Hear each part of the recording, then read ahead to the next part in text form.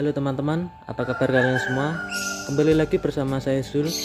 Di video kali ini saya akan mereview Honda Beat tahun 2015 atau yang biasa disebut Beat Injeksi dengan kode FI Full Injection. Honda Beat ini mempunyai tipe mesin SOHC 4 langkah berpendingin kipas. Untuk kapasitas mesin sekitar 108 cc dengan tenaga maksimal sekitar 8,4 daya kuda per 8000 rpm dengan torsi 6,68 Nm per 6500 rpm. Untuk tangki bahan bakar di sini dapat menampung sekitar 3,7 liter dan motor ini bertransmisi otomatis V-Matic dengan tipe baterai 12 volt. Nah, langsung saja kita bahas satu persatu untuk detailnya apa saja yang terdapat di motor ini.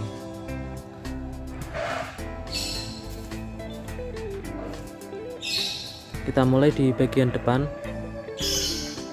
Untuk di bagian stang ini ada covernya dengan berlogo Full Injection di sebelah sini, khas dari Honda PJM-FI. Dan di sebelah sini juga ada logo dari Honda. Terus di sebelah kanan pengemudi ada kotak oli rem, dan di sini juga ada indikator tanda dari level oli rem. Untuk Beat tahun 2014 ini belum memiliki sistem combi brake, jadi ketika rem sebelah kiri ditekan, ini rem bagian kanan tidak ikut mengerem, tidak sama seperti Beat yang 2015an yang sudah mengusung model combi brake. Dan di sebelah sini ada pengunci rem, ketika sedang parkir ini bisa dikunci. Nah, ini sudah mengerem dan roda belakang tidak akan berputar kembali. Dan caranya untuk mengembalikan cukup menekan sedikit. Nah, ini sudah kembali seperti semula. Untuk desainnya di sini seperti ini, berbentuk V. Untuk desain stang.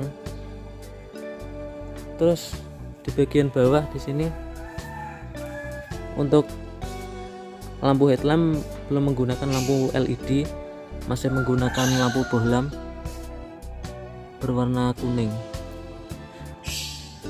Dan di sini ada kisi-kisi udara. Terus di sebelah kanan kiri untuk lampu sen masih menggunakan lampu bohlam juga, tapi di sini ada aksen buram agar seperti LED. Nah, terus kita ke bagian bawah. Untuk bagian samping di sini di bawah tulisan Honda ada logo FI atau Full Injection yang menandakan bahwa motor ini sudah mengusung model mesin Full Injection.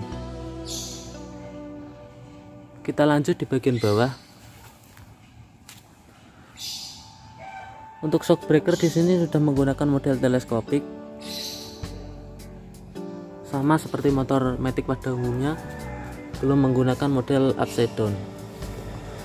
Untuk bagian rem cakram di sini sudah menggunakan disc brake atau rem cakram dengan ukuran 3 mm dengan model merek mesin.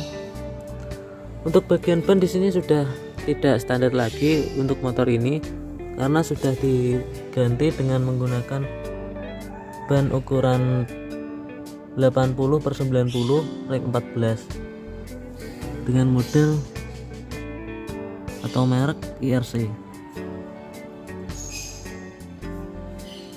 Terus kita lanjut ke bagian dashboard atau bagian speedometer. Untuk bagian speedometer di sini masih menggunakan model analog semua ya. mulai dari indikator RPM masih menggunakan jarum, terus indikator bensin juga masih menggunakan model jarum, dan juga indikator kilometer di sini menggunakan model meteran.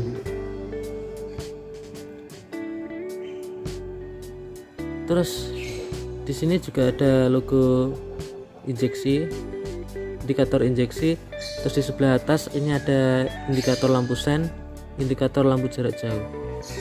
Dan untuk di bagian sebelah kanan di sini tidak ada tombol untuk idling stop, karena untuk motor Beat ini belum mengusung model idling stop. Jadi di sebelah kanan cuma ada tombol untuk starter. Dan kita geser ke sebelah kiri. Untuk sebelah kiri di sini juga ada 3 tombol. Yang pertama di atas ini untuk lampu jarak jauh, terus yang di bagian bawah ini klakson, terus yang di bagian bawah lagi ini ada lampu sen. Untuk laci di bagian depan di sini cukup luas ya, dapat juga menyimpan semisal uang recehan, misalnya kita masukkan ke sini. Terus di sebelah kanan di sini untuk ruang penyimpanan cukup sempit, jadi tidak cukup untuk menyimpan barang yang lebih besar. Terus di sebelah tengah di sini ada cantolan untuk semisal kita menyantolkan barang bawaan, kita taruh sebelah sini. Terus kita ke bagian bawah samping. Honda Beat ini mempunyai teknologi di bagian standar. Jadi ketika mesin nyala, standar ketika diturunkan, ini mesin akan secara otomatis mati. Dan jadi kalau mau menyalakan lagi, ini tidak bisa standar ini dalam keadaan turun.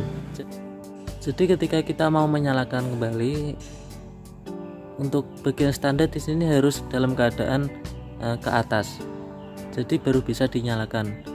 Karena di bawah di bagian standar di sini ada sensor untuk mematikan mesin secara otomatis. Nah, ini tampilan di bagian bawah atau bagian penggerak. Dan di sebelah sini ada kickstarter. Jadi ketika aki lowbat, jadi kita bisa menyalakannya dengan menggunakan kickstarter ini. Dan di sebelah sini ada tempat untuk belt. Jadi motor ini untuk menghubungkan energi dari mesin depan ke roda belakang ini menggunakan belt, jadi tidak menggunakan rantai seperti motor bebek pada umumnya. Dan untuk cover di sebelah sini ini berbahan metal ya, tidak berbahan plastik. Terus di sebelah sini ada filter udara juga berbahan plastik. Terus untuk bagian skok belakang di sini hanya menggunakan skok tunggal di bagian kiri seperti motor Matic pada umumnya juga. Terus di bagian pengereman belakang di sini belum menggunakan rem cakram atau rem piringan, melainkan menggunakan rem tromol. Jadi belum menggunakan disc brake. Untuk bagian roda di sebelah belakang ini juga sudah diganti dengan ukuran 90/90 ring 14 dengan merek sama seperti depan ERC. Terus kita ke bagian belakang. Untuk lampu stop lamp di sini masih menggunakan lampu bohlam. Dan juga untuk lampu sen di sini juga masih menggunakan lampu bohlam dan ada aksen buram di sini.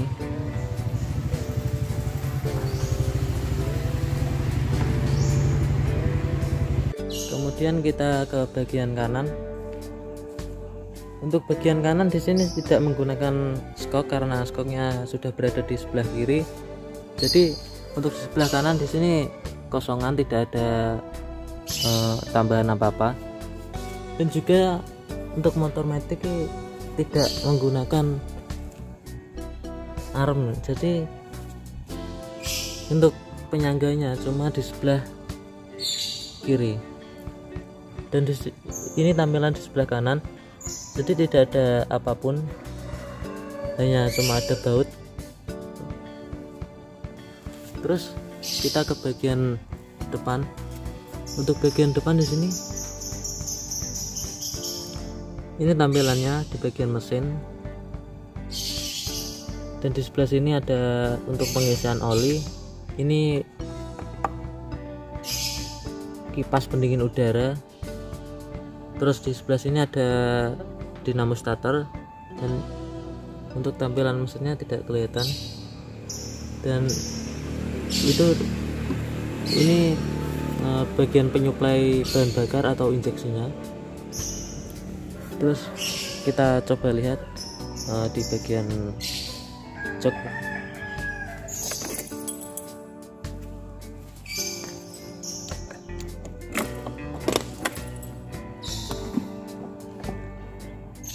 Untuk bagian jok di sini cukup luas, dapat menyimpan barang bawaan cukup banyak, tetapi tidak bisa digunakan untuk menyimpan helm karena ukurannya yang cukup sempit. Tapi untuk bagasinya ini cukup dalam. Terus di bagian sini ada tangki pengisian bahan bakar. Kita tutup lagi.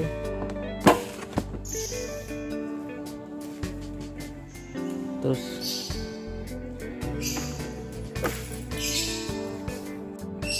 sekarang kita coba nyalakan mesinnya. Untuk kunci kontak di sini ada keterangan off, terus di atasnya ada keterangan on, terus di sebelah bawah ini ada pengunci, dan di sebelah sini ada kunci stang. Ketika kita mau mengunci stang, ini untuk stang harus keadaan berbelok. Jadi ketika kita mau kunci stang, kita tekan, terus kita tarik ke bawah, dan kita tarik. Terus ini sudah mengunci stang. Dan ketika kita mau mengembalikannya, kita tekan lagi, kita tarik dalam keadaan off. Terus di sini sudah dalam keadaan tidak mengunci. Terus ketika kita mau mengunci lubang ini, kita cukup menekan ini ke atas, dan ini sudah tidak bisa diturunkan kembali.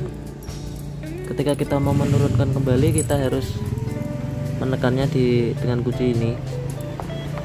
Kita buka ke atas. Nah, ini sudah buka. Terus ketika kita mau menyalakan, langsung kita arahkan ke tulisan on. Nah, ini sudah menyala. Terus kita tinggal menyalakan mesinnya. Untuk cara menyalakan mesinnya, kita tekan rem, terus kita tekan tombol start.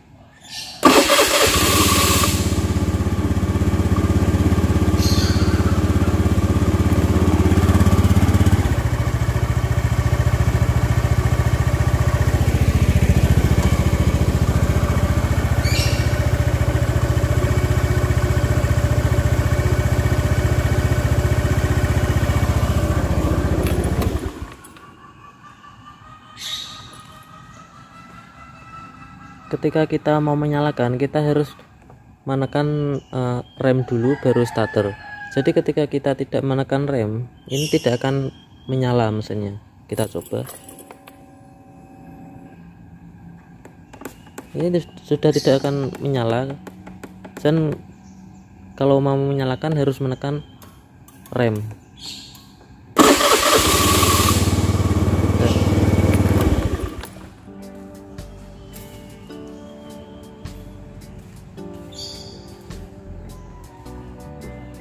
Itu tadi review singkat dari saya. Jika kalian suka dengan video seperti ini, jangan lupa like, komen, dan subscribe. Sampai jumpa di video selanjutnya. See you next video.